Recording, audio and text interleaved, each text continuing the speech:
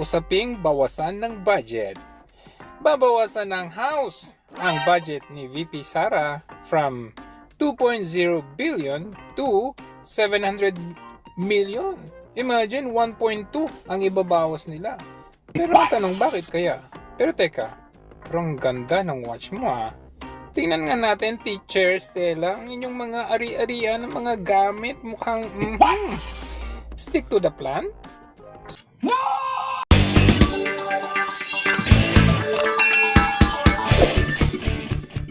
Alright, welcome back to my channel. And today mga guys, ito silipin natin tong si Madam Kimbo. Silipin natin ang lifestyle niya kasi merong similarity yata nung kay Napoles. Diba naalala niyo yung kay Napoles na investigation? At naipakita doon yung lifestyle ng mga anak niya, kung gaano sila kayaman. Mukhang may kahawig dito sa kay Your Honor, si Madam Chair. Oo mga guys, maganda itong ginawa ni Sir Jojo de Guzman. Dito ako nag-react kasi magaling din ito na vlogger, sikat na sikat ito na vlogger. Shout out po sa iyo, sir. Maganda pong ginawa niya yung clip ito patungkol dito sa mga gamit ni Your Honor, no? Si Madam Chair. At maganda ito mga guys, tunghayan natin kasi sa bandang dulo, makikita din natin ang comparison sa lifestyle ni, syempre, ang ating VP Sara. Kumpara ito dito kay Madam Chair. Madam Chair, para kang sinapulis Tingnan natin guys, tingnan ninyo ang diferensya. Alright, at makikita natin, itong kinakantsawan nila ni si VP Sara na kurap daw, lalo na itong si Ugok na na kurap daw. Tingnan natin yung lifestyle kung kurap ba itong vice presidente natin. Kontra dito sa crocodilos na si Kimbo. Alright mga guys, don't forget to subscribe and let's go. Tunghayan natin ito kay Sir Jojo de Guzman. Lang to wallet lang o wallet bag o anong tawag dyan. 300,000 pesos! 5,000 pesos cash! Dito naman, 285,000 pesos! 5,000 pesos cash!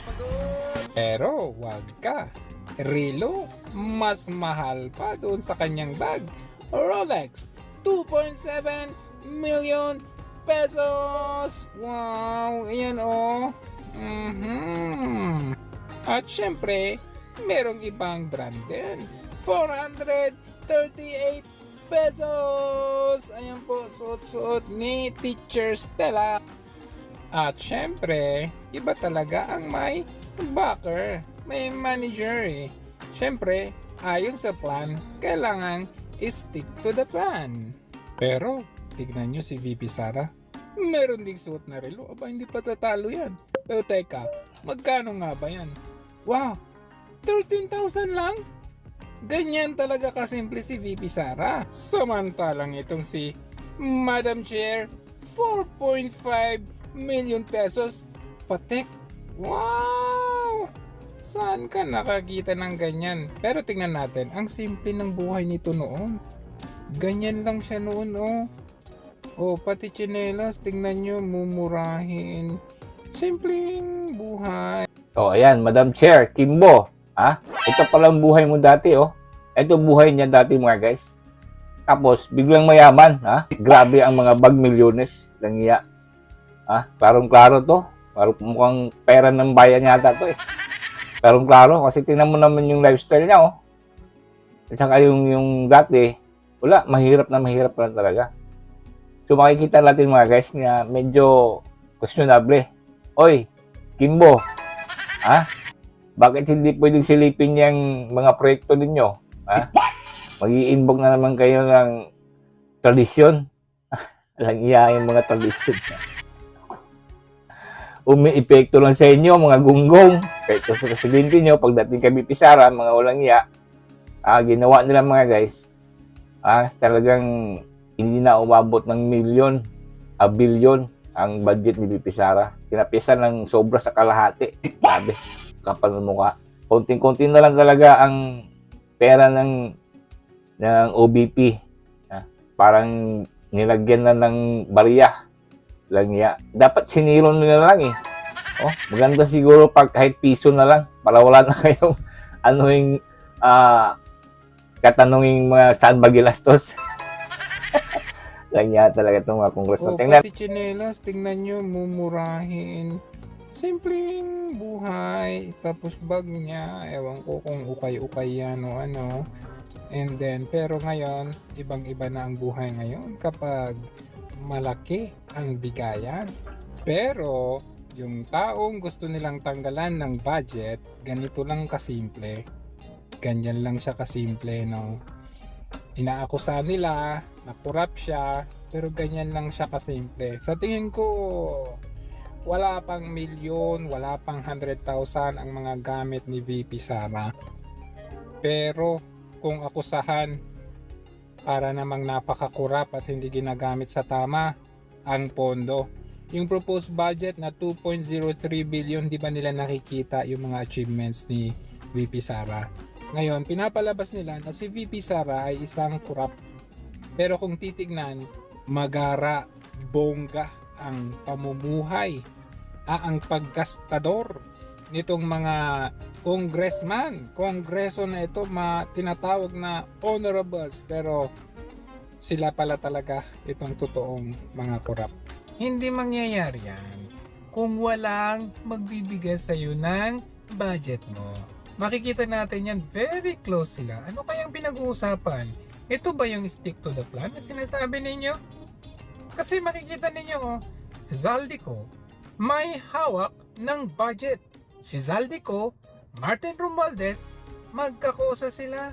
Ayan, sama-sama silang uubos ng budget ng Pilipinas. Ayan ho, makikita natin, magkasama palagi.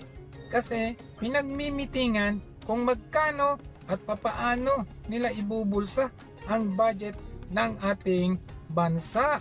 Isang patunay pa lamang dito, walang budget allotment para sa rehab ng LRT natin sa 2025. Bakit? Abay syempre, inubos nila sa paayo-ayuda kuno. Panay pang uuto lang sa taong bayan. Kinakain nila ang budget, ang pera, ang tax ng taong bayan para sa kanilang sarili. Kawawang bagong Pilipinas. Oh, di ba? Ang diferensya. Tingnan mo yung BP Sara natin. Simpleng-simple. Simpleng-simple lang talaga. At ganyan talaga sa nung una pa. Davao Mayor pa yan. Ganyan talaga yan siya. Simpleng-simple. Ganyan kasimple pamilya Duterte. Tapos, yan, binabaton nyo ngayon na kurap, na halatang halata, na kayo naman ang mga kurap, mga hinayupak kayo. Diba? So, naiinggit ng to mga to eh. Kasi kahit na gano'ng karaming pera nila, hindi sila gusto ng tao. Oo, yan ang inggit ninyo. Diba? Umayos nga kayo mga crocodilos kayo. Paimbestigahan nyo yung yung kay BP Sarang inakasahan niya itong dalawang mga hari niyo dyan sa Kongreso. Paimbestigahan nyo. Langya kayo. Yung BP Sara natin, no? Kahit konti lang pera, ikilos yan, gagalaw yan at magtatrabaho, hindi katulad sa inyo, mga hinayupak. Tinatawagan pa ninyong tamad si BP Sara, my goodness. Ikaw, buhaya ang tamad. Di ba yung mga buhaya, tamad talaga yan eh. Pagkatapos kumain, nagkatihaya lang. Katulad nitong mga tulongges. Oo, ganyan yung mga tamad. Your Honor, ikaw Zaldico, tinatawagan mo si BP Sara ng tamad. Di ba ang buhaya ang pinakatamad na animal? Gago ka talaga.